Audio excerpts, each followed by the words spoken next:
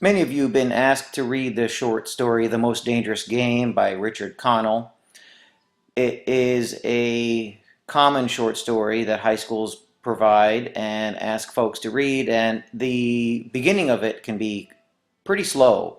So I've created this screencast so you can get through it and at least have the basics, if not more, in class. And if you need to fake it that you read it and you didn't, then this will serve that purpose as well. Ship Trap Island is the island where the main character, Rainsford, is stuck. It's an island in the middle of the Caribbean, and the blood-warm waters of the Caribbean are surrounding it. So this is a decent representation as to what it might look like, because the island has jungles and forests and a swamp and quicksand in it as well. The first half of the story is, and the story really is divided into two parts. The first half is geared towards introducing the characters and foreshadowing. It's the second half that has the action and is actually quite good.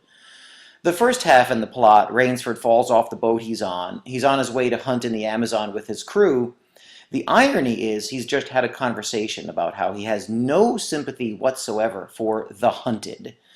He even kind of makes fun of the guy who says, well, if it were we who are the jaguars, wouldn't we feel sympathy for the jaguar? And the main character, again, his name's Rainsford, it laughs at that. He dismisses it as folly and shows no sympathy or feeling toward that which is hunted, or the thing that is the hunted. And this is a obvious bit of foreshadowing for what happens later. He falls off the boat and he is swimming in the warm Caribbean Sea towards Ship Trap Island. He hears a gunshot and swims toward the mysterious island. Right, because where there are gunshots, there must be people. On the island, he discovers a mansion and meets General Zaroff and his servant Ivan. Zaroff recognizes Rainsford as a top member of the world hunting community. By coincidence, of course. Right? Zaroff hosts Rainsford as the general is a rich Russian Cossack, and Zaroff is a hunter as well.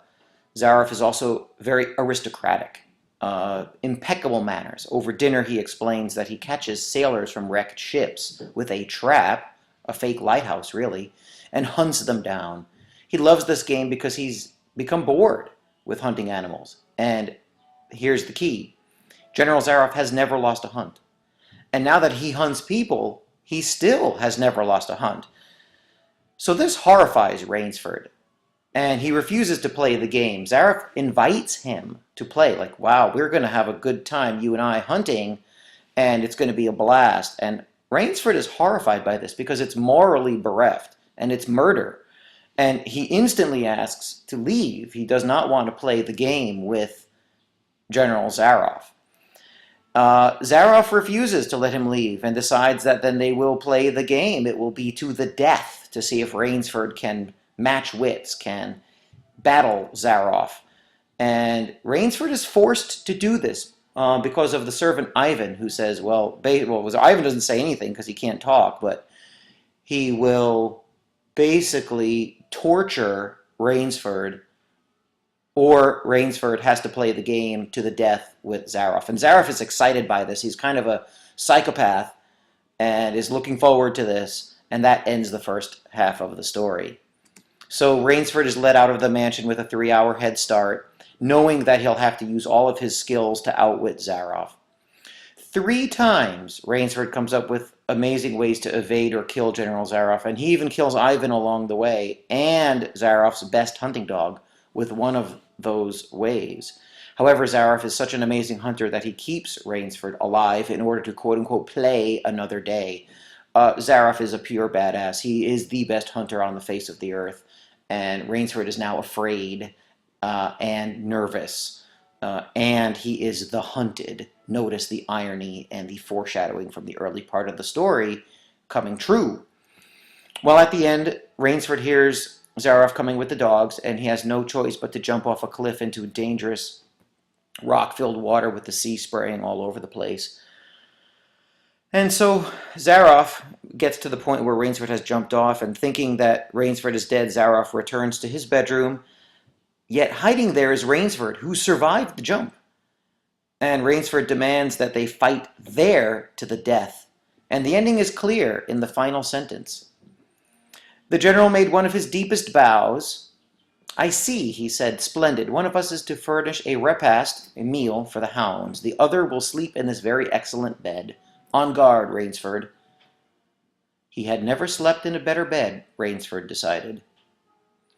And so this ending shows how to subtly write a violent end. Rainsford has killed General Zaroff and thrown him to the dogs, yet the ending doesn't directly state any of that. The main theme is going to be a man versus man conflict, kill or be killed. The power of reason combined with ethics. Rainsford wins in the end. Despite Zaroff using dogs, cheating in effect, good wins over bad. The ethical Rainsford wins over the psychopathic Zaroff. And the value of taking a risk. Rainsford could easily have been killed by his jump, but the risk was worth it. So the things to remember for school: foreshadowing is paramount in the first half. The making fun of the hunted comes back and teaches Rainsford a lesson. The elemental yet unbelievable nature of the battle between Zaroff and Rainsford in the second half represents the most basic yet extremely popular basis for countless stories, countless movies, I might add. Predator, Apocalypto, Runaway Train. These are man versus man battles that are really very entertaining. First Blood, the first Rambo movie, is a perfect foil, or actually it's a better complement to this. And then the combination of reason / creativity / risk and fear contained in Zaroff's character justifies his win. Here are some Hollywood looks at Rainsford on the left and Zaroff on the right, Hollywood's old days attempt to make them look a certain way. And that is the end of the presentation. Thank you.